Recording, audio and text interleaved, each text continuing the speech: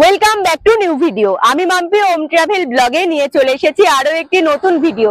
আজকে আমি আমার ভিডিওর মাধ্যমে তোমাদের ঘুরিয়ে দেখাবো কম খরচায় গঙ্গাসাগর।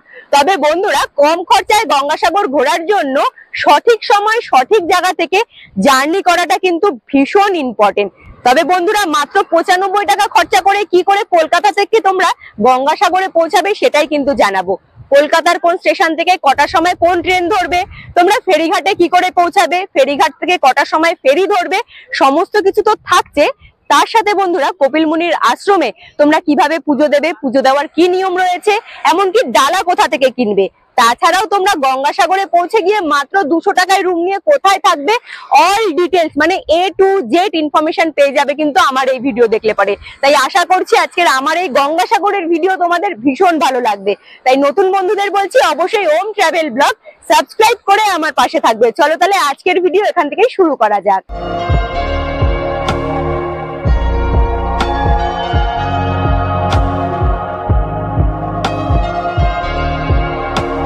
গঙ্গাসাগর ভ্রমণের জন্য আজকে আমি আমার জার্নিটা শুরু করছি শিয়ালদা স্টেশন থেকে। দাঁড়িয়ে রয়েছে এখন আমি শিয়ালদা স্টেশনের উত্তর শাখার একদম সামনের দিকে। বাজে এখন প্রায় সকাল 6:30টার মতো। বন্ধুরা, গঙ্গাসাগর ভ্রমণের জন্য জার্নিটা সকাল সকাল এবং সঠিক টাইমে শুরু করাটা কিন্তু ভীষণ ইম্পর্টেন্ট। তবে উত্তর শাখার সামনে দাঁড়িয়ে থাকলে পরেও আমি যে আজকে ট্রেন ধরবো, ট্রেনগুলো কিন্তু ছাড়বে শিয়ালদা স্টেশনের দক্ষিণ শাখা থেকে। শিয়ালদা স্টেশনের দক্ষিণ শাখা থেকে কত নাম্বার প্ল্যাটফর্ম থেকে ট্রেন ছাড়বে, ট্রেন ভাড়া কত টাকা লাগছে, কোন স্টেশনে গিয়ে পৌঁছাবো, সমস্ত কিছুটাই জানাবো কিন্তু প্ল্যাটফর্মের ভেতরে গিয়ে। চলো তাহলে এখানে দাঁড়িয়ে না থেকে প্ল্যাটফর্মের দিকে এগিয়ে যাওয়া যাক। সঠিক সময় সকাল সকাল জার্নিটা শুরু করলে পরে একদম গন্তব্যস্থলে সঠিক টাইমে পৌঁছানো যায়। আর আমি যখন দক্ষিণ শাখার দিকে এগিয়ে যাচ্ছিলাম, গিয়েই দেখি কিন্তু ট্রেন অলরেডি ঢুকে পড়েছে তার ট্র্যাকে। শিয়ালদা স্টেশনের দক্ষিণ শাখার 18 নম্বর প্ল্যাটফর্মে সকাল 7টার সময় দিয়ে দিয়েছে নামখানা লোকাল ট্রেন। এই ট্রেনটাই কিন্তু আমি ধরবো। তবে বন্ধুরা, সকাল 7টার সময় ট্রেন দিয়ে দিলে পরেও ট্রেন ছাড়বে সকাল ঠিক 7:14-তে। শিয়ালদা স্টেশন থেকে আমার গন্তব্যস্থলে পৌঁছাতে আমার পার হেড খরচা লেগেছে কিন্তু মাত্র 25 টাকা করে। ট্রেন দাঁড়িয়ে রয়েছে, আমি তাই প্ল্যাটফর্মে না দাঁড়িয়ে থেকে ট্রেনে উঠে পড়বো। শিয়ালদা স্টেশন থেকে এইবারে আমার প্রথম গন্তব্যস্থল হলো কাকদ্বীপ স্টেশন। বন্ধুরা, শিয়ালদা স্টেশনের দক্ষিণ শাখা থেকেই ভোরবেলা 5:20-তে নামখানা আরো একটি লোকাল ট্রেন রয়েছে। গঙ্গাসাগর যাওয়ার জন্য এই ট্রেনটি কিন্তু বেস্ট। তবে আমিও ভেবেছিলাম ভোরবেলা 5:20 ট্রেনটা ধরবো, তবে কিছু কারণবশত ধরতে পারিনি বলে আমি সকাল 7:14 এই ট্রেনটি ধরেছি। তবে তোমাদের বলবো, যদি তোমাদের সম্ভব হয় তোমরা ভোরবেলা 5:20 লোকাল ট্রেনটা ধরবে, তাহলে সঠিক সময় কিন্তু গঙ্গাসাগরে গিয়ে তোমরা পৌঁছাতে পারবে এবং হাতে সময় নিয়ে ঘুরতেও পারবে। সকাল 9:46-এ একদম কারেক্ট টাইমে আমি পৌঁছে গিয়েছি কাকদ্বীপ স্টেশনে। 1 নাম্বার প্ল্যাটফর্মে আমি ট্রেন থেকে নেমেছি। 1 নাম্বার প্ল্যাটফর্ম থেকে এবারে আমাকে সোজা যেতে হবে 2 নাম্বার প্ল্যাটফর্মের দিকে। তবে বন্ধুরা, 1 নাম্বার প্ল্যাটফর্মের একদম ঠিক সামনের দিকে আসলে পরে তোমরা কিন্তু একটি ওভারব্রিজ দেখতে পারবে। দেখো, আমি দেখিয়ে দিচ্ছি। এই ওভারব্রিজটা ক্রস করে আমি সোজা চলে যাব 2 নাম্বার প্ল্যাটফর্মের দিকে। 2 নাম্বার প্ল্যাটফর্ম থেকে একদম রাস্তা চিনিয়ে আমি তোমাদের নিয়ে যাব টোটো স্ট্যান্ডের কাছে, কারণ আমাকে টোটো ধরতে হবে। টোটো ধরে আমি কোথায় যাব সমস্ত কিছুটা আমি টোটো স্ট্যান্ডে গিয়ে তোমাদের জানিয়ে দেবো। এখন ওভারব্রিজটা ক্রস করে চলো যাওয়া যাক 2 নাম্বার প্ল্যাটফর্মের দিকে। এবার অনেকের প্রশ্ন থাকতেই পারে, সকাল 7:14 পরে আরো কোনো লোকাল ট্রেন আছে কি নেই। সকাল 7:14 পরে লোকাল ট্রেন আছে কাকদ্বীপ পৌঁছানোর জন্য। শিয়ালদা স্টেশন থেকে মিনিমাম 1 থেকে 1.5 ঘন্টা অন্তর অন্তর তোমরা ট্রেন পেয়ে যাবে। তবে সেই ট্রেনগুলো ধরলে পরে গঙ্গাসাগর পৌঁছাতে লেট হয়ে যাবে এবং ভেসেলের টাইমিং এর সাথে কিন্তু কোনো ম্যাচ করবে না। 2 নাম্বার প্ল্যাটফর্মের একদম সামনের দিকে এগিয়ে আসলে পরে বড় বোর্ডে তোমরা লেখা দেখতে পারবে কাকদ্বীপ লেখা রয়েছে। তার ঠিক হাতের ডান দিকে একটি সরু রাস্তা চলে গেছে। এই রাস্তাটা দিয়ে সামনের দিকে এগিয়ে গেলেই কিন্তু তোমরা টোটো স্ট্যান্ডটা পেয়ে যাবে। আমি এখন এই রাস্তাটাই ধরবো টোটো স্ট্যান্ডে যাওয়ার জন্য।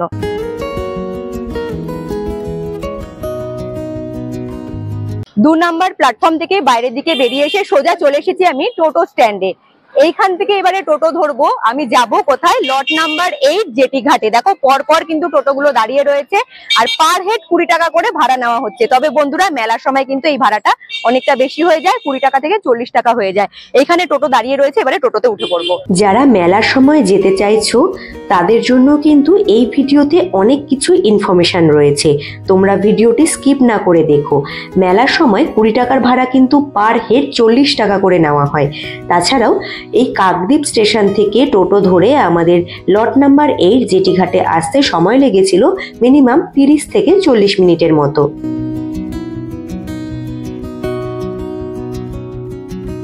টোটো থেকে নেমে পড়েছি আমি লট নাম্বার 8 জেটিঘাটের সামনে। এখানে সামনে রয়েছে কিন্তু টিকিট কাউন্টার। টিকিট কাউন্টারে গিয়ে আমি পার হেড 9 টাকা করে টিকিট কেটে নিয়েছি। আর এইবারে আমি এই পার থেকে কিন্তু ওই পারে যাব। সামনের দিকে প্রচুর মানুষের লাইন লেগে গেছে, প্রচুর মানুষজন এসছে। আর তোমরা সকলেই জানো গঙ্গাসাগরে কিন্তু পুরো সময় কিন্তু ভিড় থাকে। চলো সামনের দিকে গিয়ে আমিও লাইনে দাঁড়িয়ে পড়বো, নয়তো আমি লঞ্চে উঠতে পারবো না। লঞ্চের টাইমিং গুলো আমি কিন্তু তোমাদের অবশ্যই জানিয়ে দেবো, তার জন্য আমার সাথে থাকতে হবে। চলে এসেছি আমি ফেরিঘাটের সামনে। সামনেই দাঁড়িয়ে রয়েছে কিন্তু লঞ্চ। লঞ্চে প্রচুর মানুষজন উঠে পড়েছে, আমিও তাড়াতাড়ি করে উঠে পড়বো। তবে এইখান থেকে লঞ্চের ভিউটা দেখো, প্রচুর মানুষজন কিন্তু অলরেডি ভিড় জমিয়ে লঞ্চে বসে পড়েছে। যাব আমরা কোথায়? এপার থেকে কচুবেড়িয়া ফেরিঘাটে। চলো আমিও তাড়াতাড়ি করে লঞ্চে উঠে পড়ি।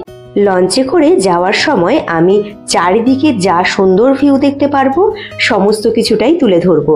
তবে তার আগে বলি, লট নাম্বার 8 জেটিঘাট থেকে আমি সকাল 11টার লঞ্চ ধরেছিলাম।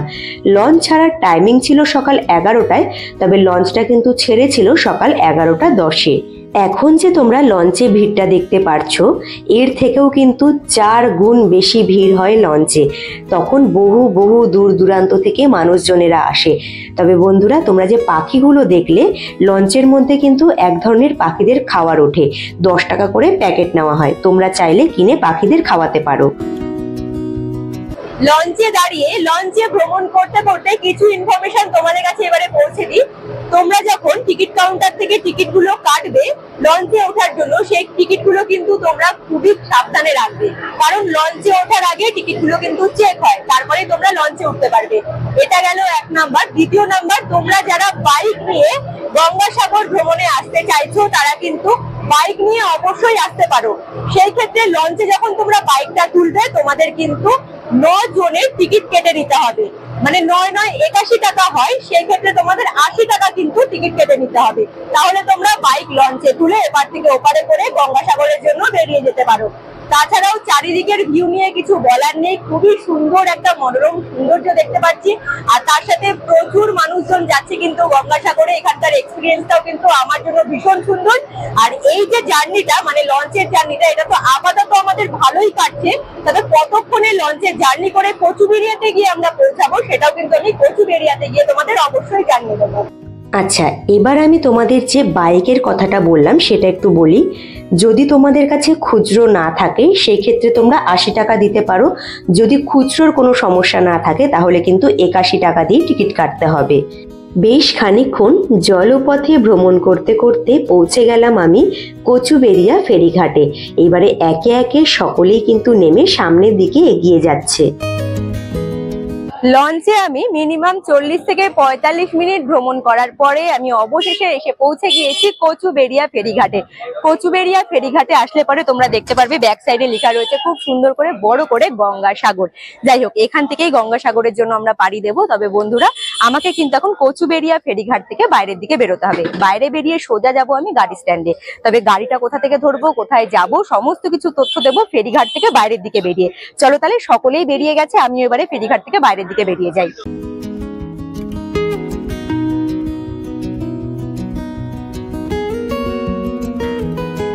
ফেরিঘাটের যে ব্রিজটা রয়েছে, ব্রিজটা পার করে সামনের দিকে এগিয়ে আসলে পরে তোমরা কিন্তু গঙ্গাসাগর লেখাটা আরো সুন্দর করে দেখতে পারবে। তাছাড়াও গঙ্গাসাগর মানে এরিয়াতে এন্ট্রি যখন করবে, দেখো এখানে বড় একটি গেট রয়েছে, যে গেটের ওপরে সুন্দর করে লেখা রয়েছে সংহতি তীর্থ। যাই হোক, এখান থেকে গঙ্গাসাগর জার্নিটা শুরু করছি। জার্নি তো অনেক সকালেই শুরু করেছি, তবে এখন সোজা বেরোবো। বেরিয়ে আমি হাতের ডান দিকের রাস্তা ধরবো গাড়ি ধরার জন্য। বাইরের দিকে প্রচুর গাড়ি ঘোড়া দাঁড়িয়ে রয়েছে, সমস্ত কিছু ইনফরমেশন পেয়ে যাবে, কোনো চিন্তা নেই। চলো তাহলে বেরোনো যাক। চলে এসেছি আমি গাড়ি স্ট্যান্ডে, যেখানে দাঁড়িয়ে রয়েছি। এখানে কিন্তু তোমরা বাস স্ট্যান্ড, 3 চাকা গাড়ি মানে অটো স্ট্যান্ড, তাছাড়াও 4 চাকা গাড়ি ম্যাজিক ভ্যানের স্ট্যান্ড গুলোও কিন্তু পেয়ে যাবে। এইখান থেকে তোমরা গাড়ি ধরে শেয়ারেও যেতে পারো সাগরে। আমি একটু দাদাদের কাছ থেকে জেনে নেবো, দাদা শেয়ারে কত করে নেওয়া হচ্ছে? 50 টাকা পারে। 50 টাকা। যদি কেউ রিজার্ভ করে 700 টাকা রিজার্ভ। 700 টাকা ছেড়ে দিয়ে আসবে না ছেড়ে দিয়ে আবার নিয়ে আসবে? যাওয়া আসা করলে 1400 টাকা রিজার্ভ আছে। আচ্ছা, আর যদি শুধু ছেড়ে আসো তাহলে 700 700 টাকা। আর শেয়ারে গেলে পরে 50 টাকা করে। মেলার সময় ভাড়াটা এটাই থাকে না বেড়ে যায়? এই একই থাকে, একটুকু বাড়ে। 800 টাকা রিজার্ভ হয় তখন। আচ্ছা, মেলার সময় একটু বেড়ে যায়। সামনের দিকে রয়েছে কিন্তু বাস, বাসেও তোমরা যেতে পারো, তোমরা ম্যাজিক ভ্যানেও যেতে পারো। দুটো গাড়িরই অপশন রয়েছে, অটোর অপশন রয়েছে, আর বাসে কিন্তু 40 টাকা করে পার হেড ভাড়া নেওয়া হচ্ছে। চলো, বাস দাঁড়িয়ে রয়েছে, আর লেট করবো না, বাসে উঠে পড়বো। কি কি গাড়ির অপশন তোমরা এখানে আসলে পাবে তোমরা জেনে গেলে।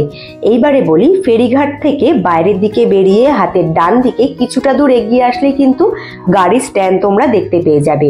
তবে তোমাদের সাথে যদি লাগেজ বেশি থাকে, হাঁটতে প্রবলেম হয়, তাহলে বলবো ফেরিঘাটের সামনে 3 চাকা ভ্যানগুলো দাঁড়িয়ে থাকে, মাথা পিছু 10 টাকা ভাড়া দিয়ে বাস স্ট্যান্ডের সামনে চলে আসতে পারো। তবে আমি পায়ে হেঁটেই এসেছিলাম।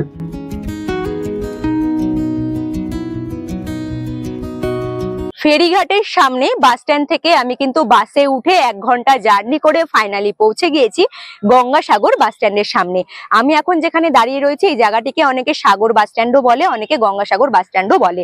দুটোই বলে দিলাম যাতে তোমাদের কোনো রকম প্রবলেম না হয়। গঙ্গাসাগর বাস স্ট্যান্ডের ঠিক সামনের দিকে কিন্তু বেশ সুন্দর স্ট্যাচু রয়েছে, মানে ঠাকুরের স্ট্যাচু গুলো, সেগুলো দেখতে কিন্তু ভীষণই সুন্দর লাগছে। তাছাড়াও সামনের দিকে রয়েছে বড় একটি প্রবেশদ্বার। বন্ধুরা, তোমরা যখন বাস থেকে নামবে, বাসের ঠিক অপোজিট সাইডেই কিন্তু মেন রোডের ওপরেই ম্যাজিক ভ্যানগুলো দেখো লাইন দিয়ে দাঁড়িয়ে থাকে। তোমরা যারা ম্যাজিক ভ্যান করে আসবে তারা কিন্তু এখানেই নামবে। সামনের দিকে দেখতে পাচ্ছ টোটো স্ট্যান্ড এবং অটো স্ট্যান্ড সমস্ত কিছুই রয়েছে। তো যাই হোক, আমি তোমাদের বলে দিলাম যে গঙ্গাসাগরে তোমরা পৌঁছাবে কি করে, এটা তো জানতে পারলে। এইবারে নাইট স্টের জন্য আমি যেখানে রুম নিয়ে থাকবো, এখন কিন্তু এই বাস স্ট্যান্ড থেকে সোজা সেখানেই বেরিয়ে যাব। সামনের দিকে টোটো স্ট্যান্ড রয়েছে, একটি টোটো ঠিক করব, টোটো ঠিক করে সোজা বেরিয়ে যাব আজকে আমাদের রাতের আস্তানায়। তো চলো এখান থেকে বেরোনো যাক। টোটো স্ট্যান্ডের সামনে চলে তো এসেছি, তবে আজকে আমি যেখানে নাইট স্টে করবো সেখানে যাওয়ার জন্য টোটোও ঠিক করেছি। এই টোটো স্ট্যান্ড থেকে আমার নাইট স্টে করার যে হোটেলটা ঠিক করেছি সেখানে যেতে আমার কিন্তু পার হেড 10 টাকা করে ভাড়া লাগছে। টোটো দাঁড়িয়ে রয়েছে, চলো টোটোতে উঠে পড়বো। আমি যেখানে নাইট স্টে করব সেখানে যেতে বাস স্ট্যান্ড থেকে টোটো করে 300 মিটার রাস্তা অতিক্রম করতে হবে।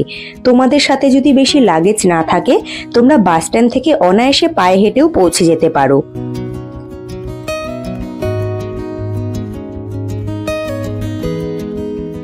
মাত্র 10 টাকা ভাড়া দিয়ে পৌঁছে গেলাম আমি কিন্তু ভারত সেবাশ্রম সংঘ মঠ প্রাঙ্গণের একদম ঠিক সামনেই রয়েছে প্রবেশদ্বার। এই প্রবেশদ্বার দিয়ে ভেতরের দিকে এন্ট্রি করব, অফিস কাউন্টারে গিয়ে কথা বলবো, রুম নেওয়ার জন্য কি কি আমাদের এখানে দরকার পড়ছে, কাগজপত্র সমস্ত কিছুটাই বলবো। তার সাথে আমি যে রুমটা নেব একদম কম টাকারই রুম নেব, কারণ আমি কম টাকায় কিন্তু ঘুরে দেখি আর তোমাদেরও ঘুরিয়ে দেখাই। তো চলো, রুমটা যে আমি নেব, রুমের মধ্যে কি কি থাকছে না থাকছে সমস্ত কিছুটা ভেতরে গিয়ে তোমাদের জানিয়ে দিচ্ছি। চলে এসেছি আমি ভারত সেবাশ্রম সংঘ মঠ প্রাঙ্গণের ভেতরে। ভারত সেবাশ্রম সংঘে যেহেতু এসেছি তার মানে তোমরা বুঝেই গেছো আমি কিন্তু নাইট স্টের জন্য ভারত সেবাশ্রম সংঘই বেছে নিয়েছি, কারণ এইখানেই কিন্তু কম টাকায় ভালো রুমের সুব্যবস্থা রয়েছে। তাছাড়াও কিন্তু রয়েছে আরো কিছু সুব্যবস্থা, সেইগুলো আস্তে আস্তে আমার ভিডিওর সাথে থাকলে পরে তোমরা জানতে পারবে। রুম তো তোমাদের দেখাবো, তার আগে আমি তোমাদের মন্দির প্রাঙ্গণটা দেখিয়ে দিচ্ছি। তোমরা যে গেট দিয়ে এন্ট্রি করবে সেই গেট দিয়ে এন্ট্রি করার পরেই হাতের বাঁ সাইডে দেখতে পারবে অফিস কাউন্টার, যেখানে কিন্তু তোমরা রুম নেওয়ার জন্য যোগাযোগ করবে। তারপরে সামনের দিকে চোখে পড়বে কিন্তু বড় এই মঠ প্রাঙ্গণের পাশে রয়েছে মন্দির প্রাঙ্গণ। মন্দির প্রাঙ্গণটাও কিন্তু বেশ সুন্দর। মন্দির প্রাঙ্গণ জুড়ে রয়েছে কিন্তু চারিপাশ দিয়ে প্রচুর রুমের ব্যবস্থা।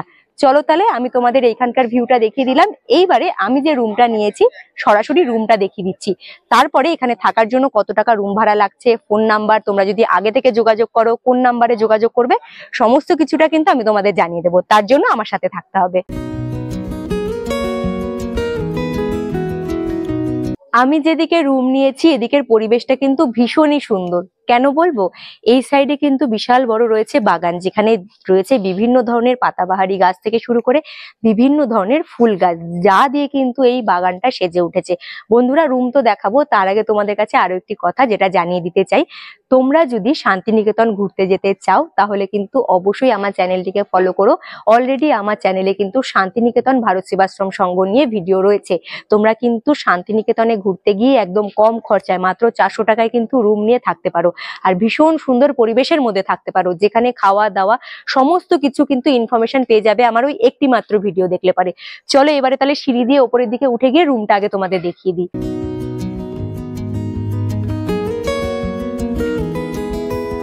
সিঁড়ি দিয়ে ওপরের দিকে উঠে আসলে পরে হাতের ডান সাইডেও রয়েছে কিন্তু অনেকগুলো রুমের ব্যবস্থা। তোমরা যদি এখানে আসো, এই নয় যে তোমরা আসলে পরে রুম পাবে না, প্রচুর রুম রয়েছে। আর ব্যালকনির সাইড থেকে কিন্তু পুরো চারিদিকের ভিউটা তোমরা খুব সুন্দর করে দেখতে পারো। তাছাড়াও আমি অলরেডি তোমাদের বাগান প্রাঙ্গণটা কিন্তু ঘুরিয়ে দেখিয়ে দিয়েছি। আর এই সাইডে রয়েছে রুম, চলো আগে আমি তোমাদের রুমটাই দেখিয়ে দিচ্ছি। আর রুমটা কিন্তু আমার বেশ ভালো লেগেছে। চলো তোমাদের কেমন লাগলো রুমটা দেখে তোমরা কিন্তু আমাকে জানিও। এখানে রয়েছে বড় বেড, বেডের মধ্যে 3খানা বালিশ থেকে শুরু করে পরিষ্কার একটা বিছানার চাদর তো রয়েছে। এদিকে রয়েছে সুইচ বোর্ড, তাছাড়াও রয়েছে পরপর এই সাইডে 3খানা জানলার ব্যবস্থা। ওই সাইডেও কিন্তু জানলা রয়েছে, আমি ওই দিককার জানলাগুলো খুলিনি। আর এই দিকের জানলা দিয়ে যেহেতু রোদ আসছে তাই জানলাগুলো খুলে দিয়েছি। পাখার ব্যবস্থা রয়েছে এবং রুমের মধ্যে 2খানা কিন্তু পাপোশের ব্যবস্থা রয়েছে, একটা বেডের কাছে, একটা ওয়াশরুমের সামনে।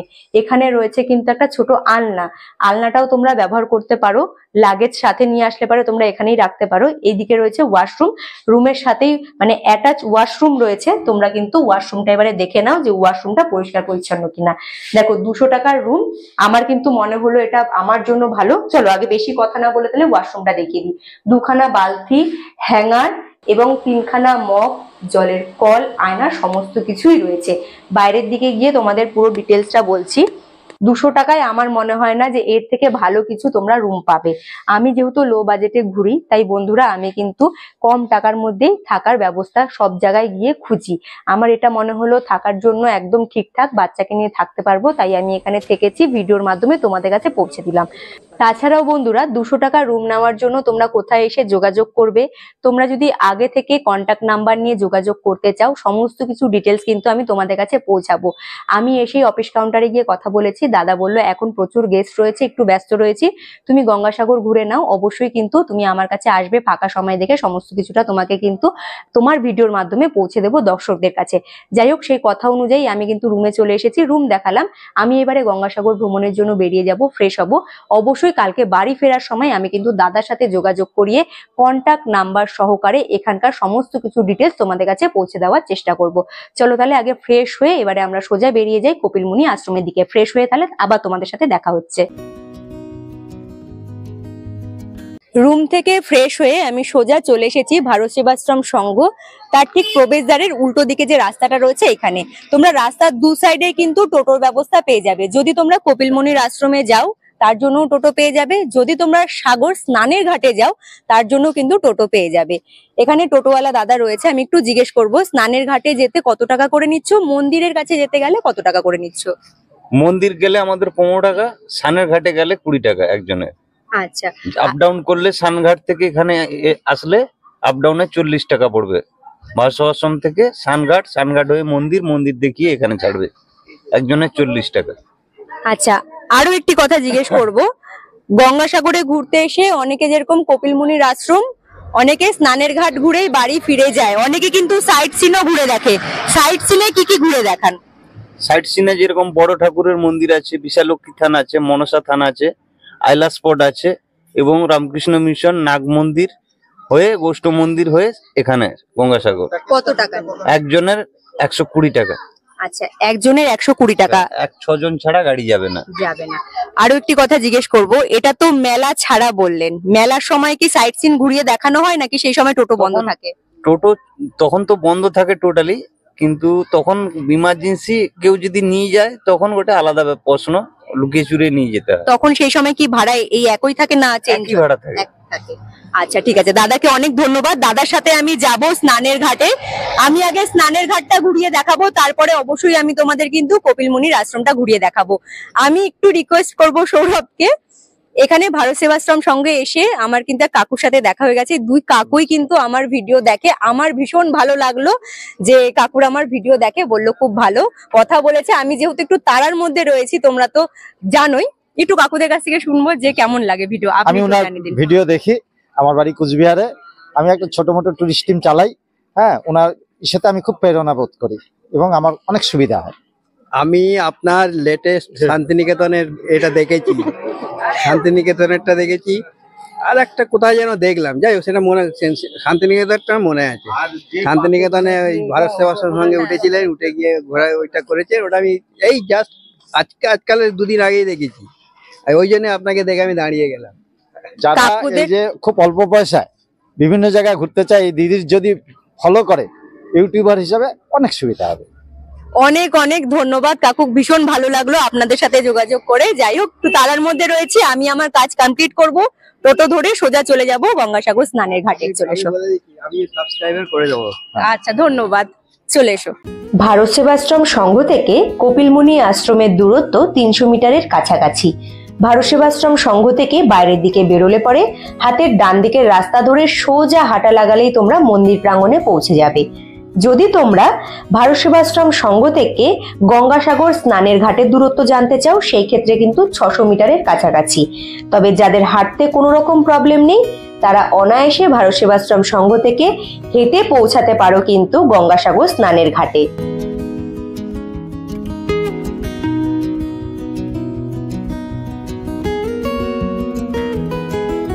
টোটো থেকে নেমে আমি কিন্তু সোজা চলে এসেছি সাগর যে স্নানের ঘাটটা রয়েছে তার ঠিক সামনে। আমি তোমাদেরকে স্নানের ঘাটটা ঘুরিয়ে তো অবশ্যই দেখাবো, তার আগে এখানে কিন্তু গঙ্গা মায়ের খুব সুন্দর একটি মূর্তি রয়েছে, তাই আগে গঙ্গা মাকে দর্শনটা সেরে নেব।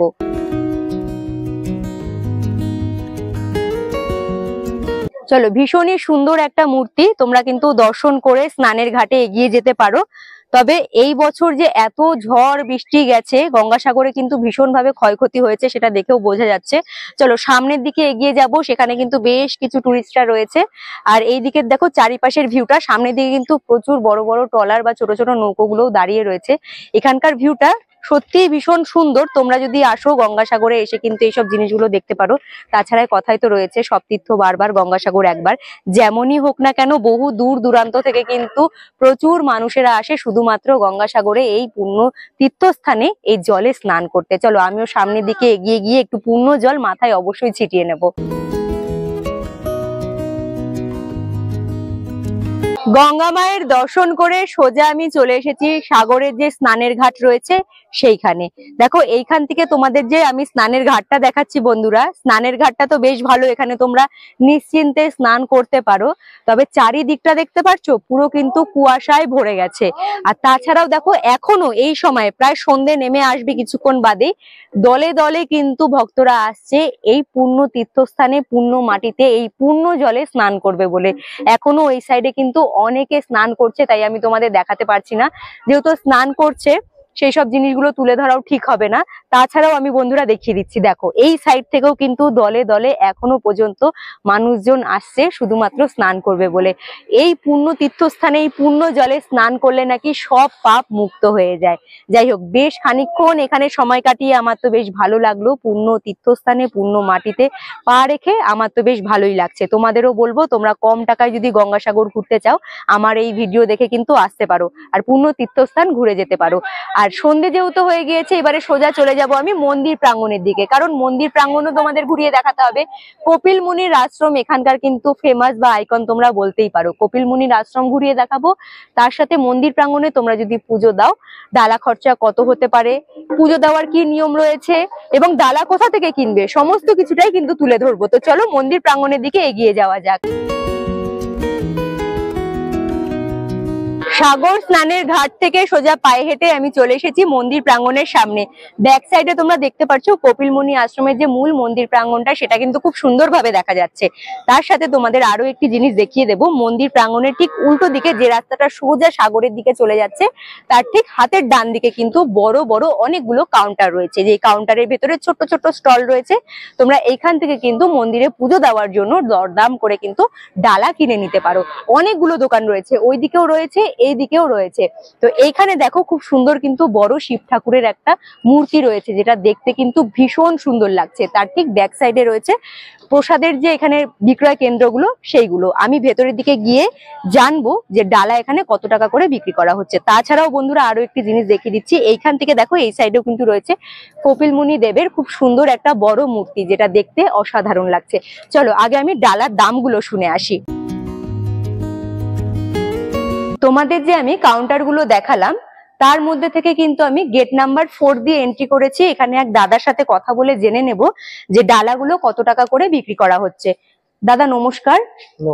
এবারে বলুন আপনার দোকানে একদম কম টাকায় কোন ডালাটা বিক্রি হচ্ছে? আমাদের ইয়ে হচ্ছে আপনার, যদি ওখানে 6খানা মূর্তি রয়েছে দেবদেবতার, যদি বাড়ির সবার নামে কেউ দেয় এগুলো রয়েছে আমাদের 101 টাকা আছে, আচ্ছা এটাও 101 টাকা আছে, 50 টাকা আছে, 30 টাকার মধ্যে ফুল ধূপ সিঁদুর নকুল দানা দিয়ে মোট 30 টাকার কাছ থেকে আমাদের ডালা শুরু আছে।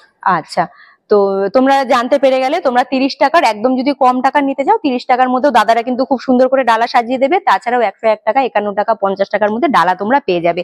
যদি আরেকটা কথা জিজ্ঞেস করব, যদি কেউ নিজের মানে ইচ্ছে অনুযায়ী করে বেশি টাকার ডালা সাজিয়ে নিতে চায়, পারবে তো? আছে, ওখানে আছে আপনার 251 টাকা আছে, আচ্ছা 201 টাকা আছে, 501 টাকা আছে, 1001 টাকা আছে, যার যেমন মন চায় সেরকম নেয়, দিতে এখানে কোনো পারবে। জোর নেই। আর মন্দিরে আচ্ছা। কোনো দক্ষিণা আপনার যা খুশি, 1 টাকা 2 টাকা 5 টাকা যা খুশি। ঠিক আছে। গঙ্গাসাগরে এসেও তোমরা কিন্তু বেশ বাড়ির জন্য বা বাড়ির প্রিয় মানুষদের জন্য শপিং করতে পারো। মন্দির প্রাঙ্গণের ঠিক উল্টো দিকে কিন্তু লম্বা একটা মার্কেট রয়েছে। এখানে কিন্তু সাজগোজের জিনিস থেকে শুরু করে কিছু জুয়েলারি, ব্যাগ, অনেক ধরনের জিনিস পাওয়া যাচ্ছে। তার সাথে বাচ্চাদের খেলনারও জিনিস পাওয়া যাচ্ছে, তোমরা চাইলে কিন্তু কিনে নিতে পারো।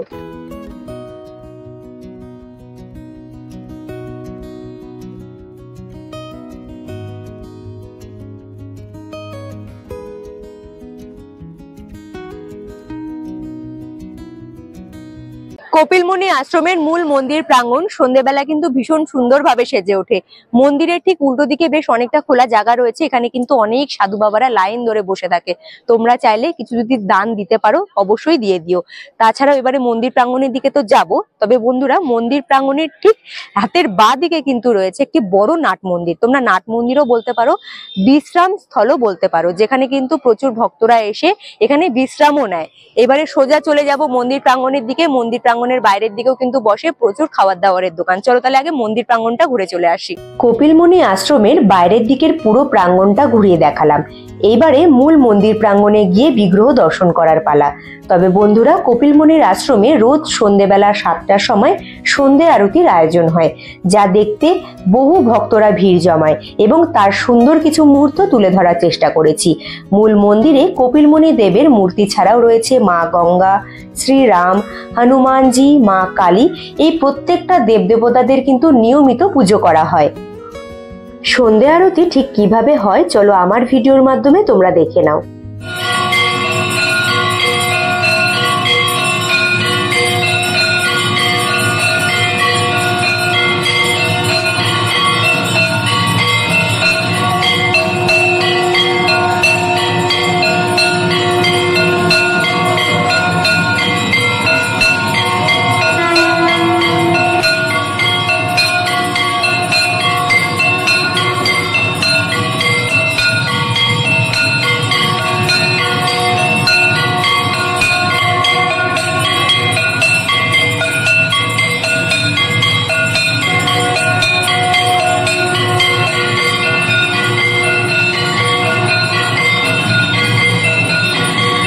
মন্দির প্রাঙ্গণ ঘুরে সোজা সন্ধে আরতি দেখার পরে আমি চলে এসেছিলাম আমার রুমে এসে ফ্রেশ হয়েছি। এবারে সোজা চলে যাব রাতের ডিনারটা কমপ্লিট করতে।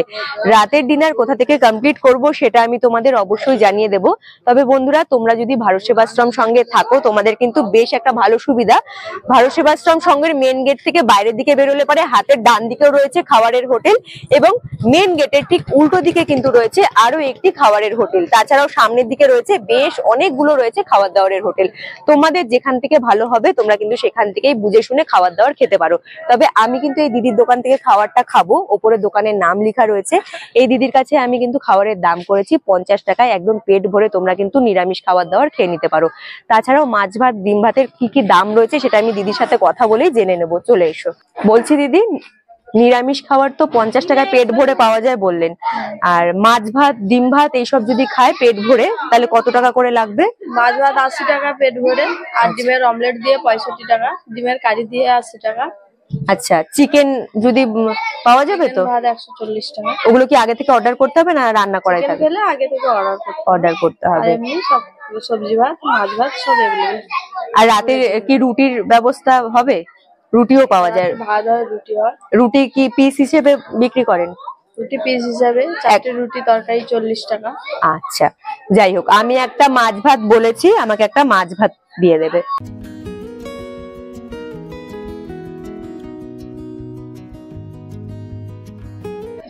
রাতের খাবারে রয়েছে এখানে প্লেন রাইস, ডাল, বাঁধাকপির ঘন্ট, তার সাথে আলু ভাজা, আর এখানে রয়েছে মাছের পিস। এটা কিন্তু রুই মাছ। তো চলো খাবারগুলো টেস্ট করে দেখি খাবারগুলো কেমন হয়েছে খেতে। যখন আমি হোটেলে আসলাম তখন দেখলাম সদ্য বাঁধাকপি রান্না করে দিদি নামিয়েছে, তাই গরম ভাতে বাঁধাকপি দিয়ে খাওয়াটা শুরু করেছিলাম। বাঁধাকপিটা খেতে বেশ ভালো হয়েছিল। ডাল এখানে ছিল মুগ ডাল এবং মসুর ডাল একসাথে মিশিয়ে, ডালটাও খেতে বেশ আমার ভালো লেগেছে। সাথে তো আলু ভাজা ছিলই। মাছের ঝোলটা মোটামুটি লেগেছে, মাছটা ঠিকঠাক ছিল। আশেপাশে আরো 2-4টে দোকান রয়েছে, তোমাদের যে দোকান দেখে পছন্দ হবে তোমরা সেখান থেকে খাবার খেতে পারো, কারণ প্রত্যেকটা দোকানে খাবারের দাম কিন্তু এক। আর আমি যে দোকান থেকে খাবার খেয়েছি আমার কিন্তু খাবারটা মোটামুটি ভালোই লেগেছিল।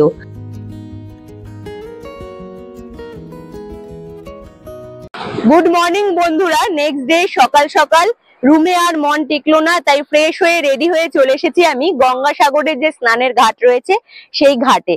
ঘাটে এসে এখানকার ভিউটা তুলে ধরলাম। আমার তো ভীষণ ভালো লাগছে। তার সাথে বন্ধুরা দেখো সকাল সকাল কিন্তু প্রচুর টুরিস্ট চলে এসেছে এই সাগরের জলে স্নান করবে বলে। প্রচুর টুরিস্টরা কিন্তু জলে নেমে পড়েছে অলরেডি। তার সাথে তোমরা যদি এই সাগরের ঘাটে এসে কোনো পুজো করাতে চাও তারও কিন্তু তোমরা ব্যবস্থা পেয়ে যাবে, কারণ এখানে পুরোহিত মশাইরা থাকেন, তাদের সাথে তোমরা কিন্তু পরিবার সহকারে পুজো দিতে পারো। তো যাই হোক, এখানকার ভিউটা তোমাদের কেমন লাগলো তোমরা কিন্তু অবশ্যই জানিও। আর দেখো এখন কিন্তু জলের ঢেউটাও বেশ রয়েছে, তাই কিন্তু যারাই এসেছে তারা কিন্তু চট জলদি করে চলে যাচ্ছে সাগরের জলে স্নান করতে।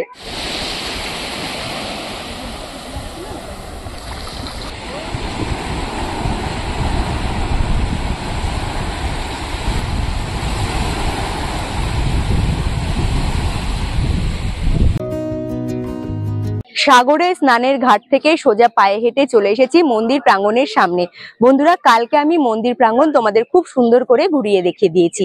যেহেতু আজকে আমি দিনের বেলা গিয়েছিলাম সাগরের যে স্নানের ঘাট সেটা দেখতে, তাই ভাবলাম মন্দির প্রাঙ্গণটাও দিনের বেলা তোমাদেরকে ঘুরিয়ে দেখিয়ে দিই। আর দেখো দিনের বেলা মন্দির প্রাঙ্গণের 3খানা চূড়া কিন্তু ভীষণ সুন্দরভাবে দেখা যাচ্ছে।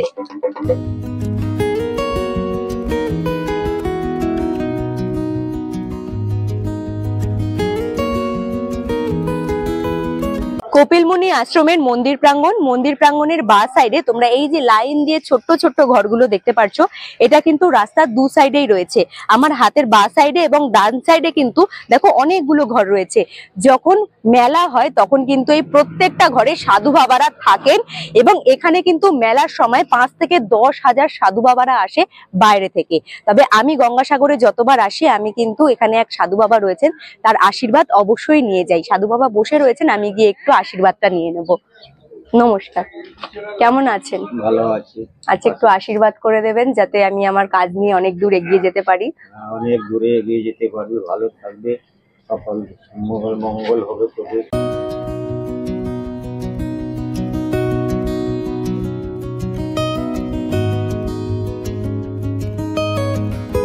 চলো সাধু বাবার আশীর্বাদ নিয়ে নিলাম। এইবারে সোজা বেরিয়ে যাব আমি কিন্তু ভারত সেবাশ্রম সঙ্গে, কারণ কালকে তোমাদের বলেছিলাম যে আমি তোমাদের বাকি ইনফরমেশন গুলো একদম অফিস কাউন্টারে গিয়ে দাদার সাথে যোগাযোগ করিয়ে দিয়ে সমস্ত কিছু তোমাদের কাছে পৌঁছে দেবো। তো চলো এখান থেকে বেরিয়ে সোজা ভারত সেবাশ্রম সঙ্গের দিকে এগিয়ে যাওয়া যাক। ভারত সেবাশ্রম সংঘ প্রবেশদ্বার তো আমি তোমাদের দেখালাম। প্রবেশদ্বার দিয়ে ভেতরের দিকে প্রবেশ করলে পরে হাতের বাঁ সাইডে কিন্তু অফিস কাউন্টার রয়েছে, যেখানে দাদা বসে থাকেন। তোমরা যদি রুম নাও তোমাদের কিন্তু প্রথমে এসে এখানেই আগে যোগাযোগ করতে হবে, কথা বলে নিতে হবে। নমস্কার দাদা, বলছি ভারত সেবাশ্রম সঙ্গে একদম কম টাকায় রুম ভাড়া কত টাকায় পাওয়া যায় একটু যদি জানিয়ে দেন। এখানে 200 টাকায় রুম পাওয়া যায়। 200 টাকায় সেই 4-5 জন থাকা যায়। 4-5 জন থাকতে পারবে, বা 200 টাকার রুমেও 4-5 জন থাকতে পারবে। আর এমনি AC room, non AC room? একটা রুমে এসি রুমে 3-4 জন থাকবে, মানে 3 জন থাকা যাবে, হাজবেন্ড ওয়াইফ একটা বাচ্চা। আচ্ছা, তাতে 1000 টাকা লাগে। আচ্ছা, আর নন এসি রুম? সেরকম টাইম থাকে না আমাদের এখানে, চেক আউটের কোনো টাইম থাকছে না। আচ্ছা, আর নন এসি গুলো আছে 500 টাকা 600 টাকা, একটা ভালো স্ট্যান্ডার্ড আছে। আচ্ছা, ডরমিটরি রুমের ব্যবস্থা এরকম? ডরমিটরি আছে, একটা রুমে 10 জন 15 জন থাকা যায়। সেইগুলোতে কিভাবে? 60 টাকা 50 টাকা 60 ও, টাকা। ওগুলো পার হেড হিসেবে? আচ্ছা, ঠিক আছে। ওখানে খাট তোষক গদি সব দেওয়া আছে, ভিতরে বাথরুম পায়খানা আছে। আচ্ছা, আর খাওয়ার দাওয়ারের ব্যবস্থা? খাওয়া দাওয়া এখানে এক টাইম থাকে, সকালে কুপন কাটতে হয়, 40 টাকা করে থাকে, নিরামিষ প্রসাদের ব্যবস্থা থাকে। আচ্ছা, এক বেলার খাবারের ব্যবস্থা, তার জন্য সকাল সকাল কুপনটা কেটে নিতে হবে। আর এমনি তো এখানকার পরিবেশে মানে কেউ যদি বাইরে থেকে এসে যে রান্না করে আমরা খাবার দাবার খাবো, হ্যাঁ, সেটা এরকম করতে ব্যবস্থা পারে, আছে? নিরামিষ করতে হবে। আচ্ছা, তার জন্য বাসনপত্র কি সাথে নিয়ে আসতে হবে না এখান থেকেও ভাড়া পাওয়া যায়? ভাড়ায় পাওয়া যায়। আচ্ছা, বাইরে গ্যাস থেকে পাওয়া যায়। বাসনপত্র সমস্ত কিছুই আর ভাড়া room পাওয়া যায়। নিতে হলে আধার কার্ড মাস্ট বি। আচ্ছা, রুম নিতে, হ্যাঁ, আধার কার্ড আচ্ছা, লাগবে। ঠিক আছে। তো যাই হোক, সমস্ত কিছু তো তোমাদের জানালাম। তাছাড়াও তোমরা যদি এখানে রুম নাও, কন্টাক্ট নাম্বারে আগে থেকে যদি যোগাযোগ করো সেটা একটু জেনে নেবো। যদি কেউ আগে থেকে রুম বুক করতে চায়, হয়ে যাবে? সেই ক্ষেত্রে কি আগে থেকে কিছু অ্যাডভান্স দিতে? কন্টাক্ট নাম্বার আছে আমাদের স্বামীজি, আচ্ছা জিতাত্মানন্দ, আমরা যাকে নিমাই মহারাজ বলি ডাকি। আচ্ছা, তার জন্য কি আগে থেকে মানে কিছু অ্যাডভান্স দিতে লাগে? না, আর কিছু লাগবে না, ফোনে বলে দিলেই হয়ে যাবে, ডাইরেক্ট এখানে এসে রুম পেয়ে যাবে। নাম্বারটা হচ্ছে বলে দিচ্ছি, স্বামীজির নাম্বার 7602125799। আচ্ছা, আর সমস্ত কিছু তো জানতে পারলে আমার নাম্বারটা হচ্ছে হ্যাঁ দিয়ে দিন। 9734420494। বাহ, দুটো নাম্বার আপনারা কন্ট্যাক্ট করে যে কোনো সময় আসতে পারেন। বাহ, ধন্যবাদ দাদাকে, অনেক কিছু জানতে পারলাম। তার সাথে চেক আউট এবং চেক ইনের কিন্তু কোনো টাইম ধার্য করা নেই। তোমরা চাইলে পরে কিন্তু এখানে এসে খুব সহজেই অল্প টাকা খরচা করে এখানে থাকতে পারো। চলে এসেছি আমি কাকদ্বীপ স্টেশনে। বন্ধুরা, কাকদ্বীপ স্টেশনে দাঁড়িয়ে তোমাদের কিছু ইম্পর্টেন্ট কথা জানিয়ে দিচ্ছি। তোমরা যদি গঙ্গাসাগরে যাও, অবশ্যই বাড়ি থেকে বেরোনোর আগে নিজেদের ফোনে প্লে স্টোর থেকে গঙ্গাসাগর অ্যাপ বলে একটা অ্যাপ্লিকেশন রয়েছে, সেটা কিন্তু অবশ্যই নিজেদের ফোনে ডাউনলোড করে নেবে। কারণ আমি যে 11টার ভেসেল মানে লঞ্চটা ধরেছিলাম, তোমরাও ভেবো না তোমরা যখন আসবে তোমরা কিন্তু ঠিক এই টাইমেই ভেসেলগুলো পাবে। কারণ এইখানে কিন্তু জোয়ার ভাটার ওপরে নির্ভর করে ভেসেল চলাচলগুলো, মানে লঞ্চ চলাচলগুলো। তোমরা যদি এই অ্যাপটা ডাউনলোড করে নাও, তোমরা কিন্তু সেই অ্যাপ থেকে জানতে পারবে কোন দিন কোন সময় ভেসেলগুলো চলাচল করে। তাহলে তোমাদের গঙ্গাসাগর ভ্রমণটা কিন্তু অনেক সহজ হয়ে যাবে। আর হ্যাঁ, আমি কাকদ্বীপ স্টেশন থেকে ঠিক যেইভাবে গঙ্গাসাগরে পৌঁছেছিলাম, আমি কিন্তু ভারত সেবাশ্রম সংঘ থেকে ঠিক সেইভাবেই পৌঁছে গিয়েছি কাকদ্বীপ স্টেশনে। কাকদ্বীপ স্টেশন থেকে আমাদের ট্রেন রয়েছে, আর 1 নাম্বার প্ল্যাটফর্ম থেকে কিন্তু ট্রেন ছাড়বে শিয়ালদায় পৌঁছানোর জন্য। বন্ধুরা, তোমরা যারা ভিডিওগুলো দেখছো, আজকের এই গঙ্গাসাগরের ফুল ভিডিওটি কেমন লাগলো তোমরা কিন্তু অবশ্যই কমেন্ট করে জানিও। ভালো লাগলে পরে অবশ্যই লাইক করে দিও। আর নতুন বন্ধুরা যারা এখনো পর্যন্ত ওম ট্রাভেল ব্লগ সাবস্ক্রাইব করোনি, তারা কিন্তু চট জলদি করে ওম ট্রাভেল ব্লগ সাবস্ক্রাইব করে নিও। যেসব বন্ধুরা চ্যানেলটি সাবস্ক্রাইব করে পাশে রয়েছে তাদের অসংখ্য ধন্যবাদ। তারা এইভাবেই সাপোর্ট করো আমার পাশে থেকো। আজকের মতো টাটা, দেখা হচ্ছে তোমাদের সাথে নেক্সট ভিডিওতে। তোমরা ভালো থেকো, সুস্থ থেকো, টাটা।